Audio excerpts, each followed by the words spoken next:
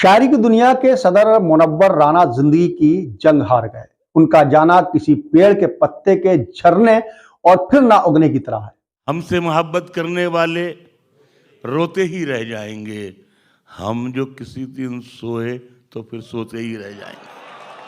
अपनी शायरी से एक पूरे जमाने को मुतासर करने वाले मुनव्वर साहब अब दूसरे सफर की ओर चल गए। एक ऐसा सफर जहां ना अस्पताल है और ना ही मुशायरा ना मंच। लंबे काले जुब्बे को अपनी पहचान बनाने वाले राना के साए में न जाने कितने ही शायरों की शायरी ने सांस ली।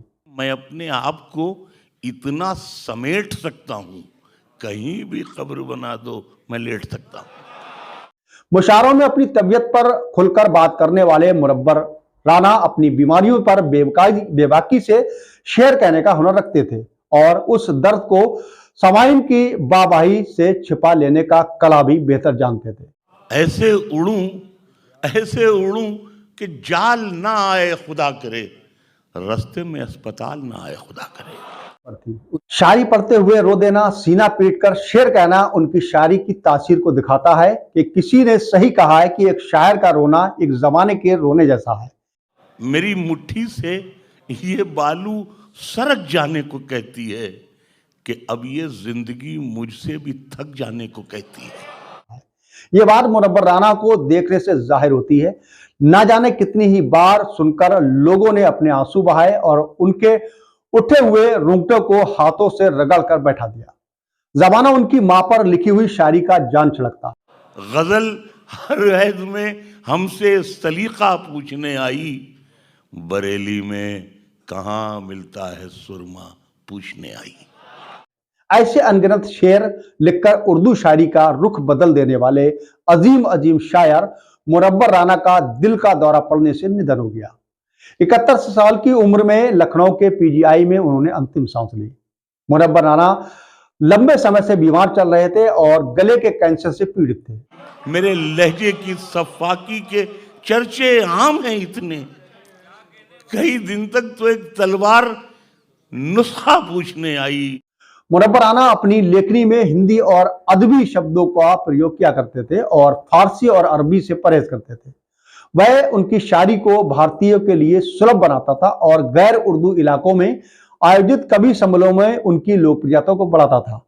उर्दू के इस अजीम शायर मुनव्वर राना का जन्म 26 जनवरी 1952 को उत्तर प्रदेश के रायबरेली में हुआ था, लेकिन उन्होंने अपना ज्यादातर जीवन कोलकाता में बिताया। आखिरी सालों में वे लखनऊ आ गए थे। वे अपनी शायरी में अवधी और हिंदी शब्दों का प्रयोग प्रमुखता से करते थे। पहले भी हथेली छोटी थी, अब भी ये हथेली छोटी है, कल इससे शक्कर गिर जाती थी, अब इससे दवा गिर जाती है।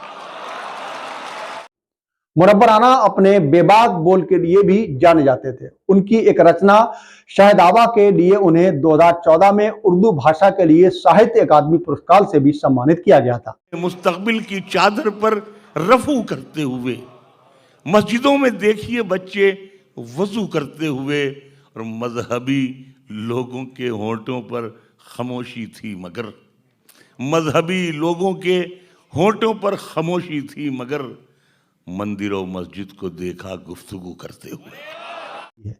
उनका जाना एक सदी के खत्म होने जैसा है। सियासत, मुफलती और जिंदगी को अपने कलम की जादू में समेटने वाले मुनव्वर राना को नम आंखों से खिराज अकीदत पेश करते हैं। किसी के जख्म पर चाहत से पट्टी कौन बांधेगा, अगर बहनें नहीं होंगी तो राखी कौन बांधेगा। बताते चले कि दुनिया में अपना नाम, अपनी पहचान, अपनी शायरी से एक मुकाम हासिल करने वाले मुनव्वर राना अब हमारे बीच में नहीं है। तुम्हारी महफिलों में हम बड़े बूढ़े जरूरी हैं, अगर हम ही नहीं होंगे तो पगड़ी कौन बांधेगा।